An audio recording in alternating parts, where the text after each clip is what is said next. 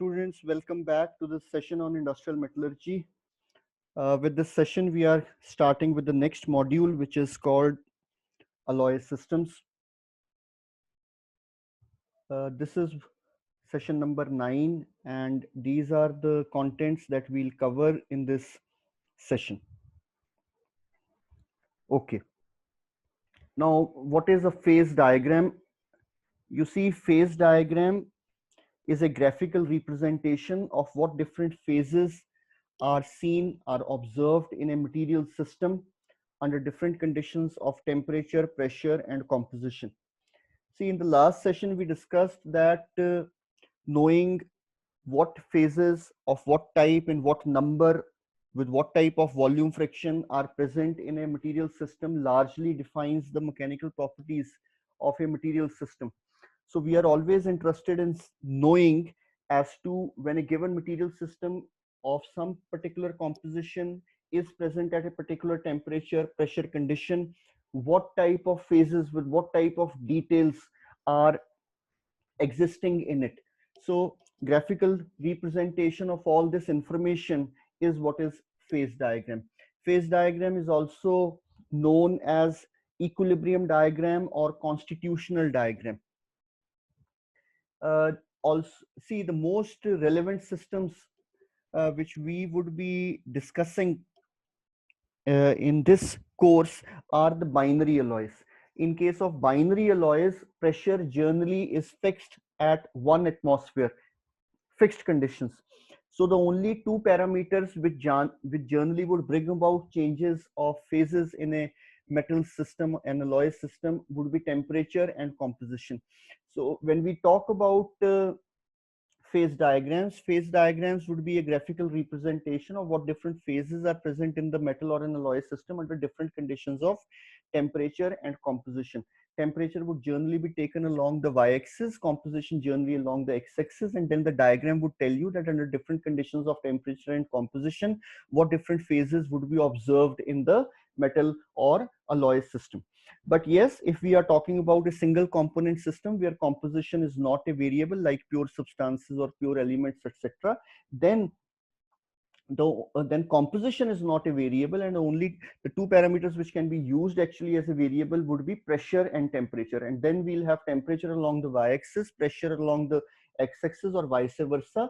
And with changes in pressure and temperature, what different phases are being observed in a material system would be shown by the phase diagram or the equilibrium diagram. But you mind it, why these diagrams are also called equilibrium diagrams? Because these diagrams would be showing you the phases present in a material system only if the material system has been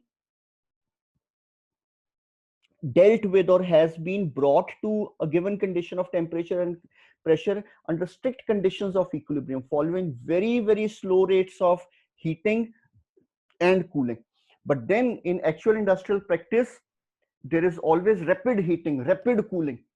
So if you try to see for a material system that when I have taken this material system to say 900 degrees centigrade by rapid heating, and then if you refer to its equilibrium diagram, that what phases actually are being seen and in it at 900 degrees centigrade are the same phases being shown by the equilibrium diagram, no, there may be a mismatch. So the point to be remembered is that when you follow non-equilibrium fast rapid heating and cooling conditions, the phase changes that are there in the material system will always happen at a delayed temperature. For example, if you are rapidly heating, the change that would come under equilibrium heating at 800 degrees centigrade, during rapid heating it would come at 1000 or 900 or 850 degrees centigrade, would depend upon how much you have departed from the equilibrium rate. And similarly, during cooling, whatsoever phase changes you are seeing at a particular temperature under equilibrium conditions, under rapid cooling conditions, you might see the same phase changes but at a lower temperature. The worst thing would be that sometimes at a given temperature and pressure condition, you would see altogether different phases actually under rapid heating cooling conditions compared to what you would have seen if the same system was treated under equilibrium conditions, slow heating and slow cooling. So somebody can come up and ask that, sir, if under industrial conditions rapid heating cooling is going to take place, and in case of equilibrium diagrams slow cooling heating is going to take place, and because of these changes in the heating cooling rates there are going to be differences in the phases that we observe on the equilibrium diagrams. Why, what is the need of equilibrium diagrams? Students, equilibrium diagram is the reference point. Equilibrium diagrams are the reference point. They are the most basic tools which first of all would make you understand that how the microstructure of a material can be controlled. And whenever you follow any non-equilibrium condition, you can always refer back to this reference diagram as to why a system when treated under rapid heating and cooling conditions has shown the type of departures from the equilibrium diagram that it is showing.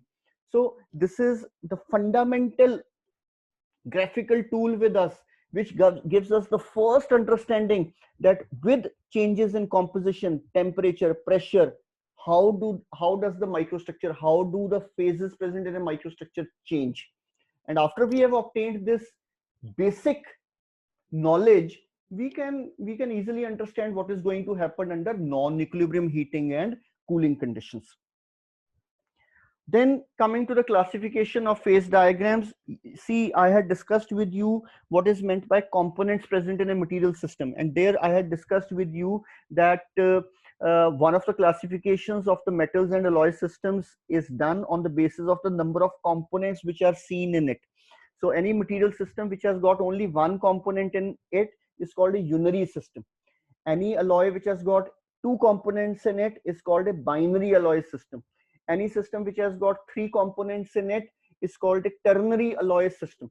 Now, classification of equilibrium diagrams has been done on the basis of the number of components that are present in a material system, because equilibrium diagram of a material system with similar number of components would be of a similar type. So all those equilibrium diagrams which are drawn for one component system, one component, that is pure substances, pure elements, are called unary phase diagrams. All phase diagrams that are drawn for binary alloys, that is two component systems, are called as binary phase diagrams. And similarly we keep on moving.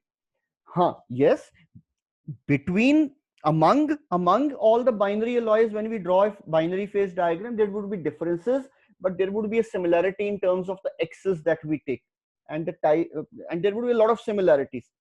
The differences would also be there, but the first the classification that is done is on the basis of the number of components that are seen in a metal or an alloy system. I hope you have understood this, and thank you for watching. Thanks for your patience. Thank you so much.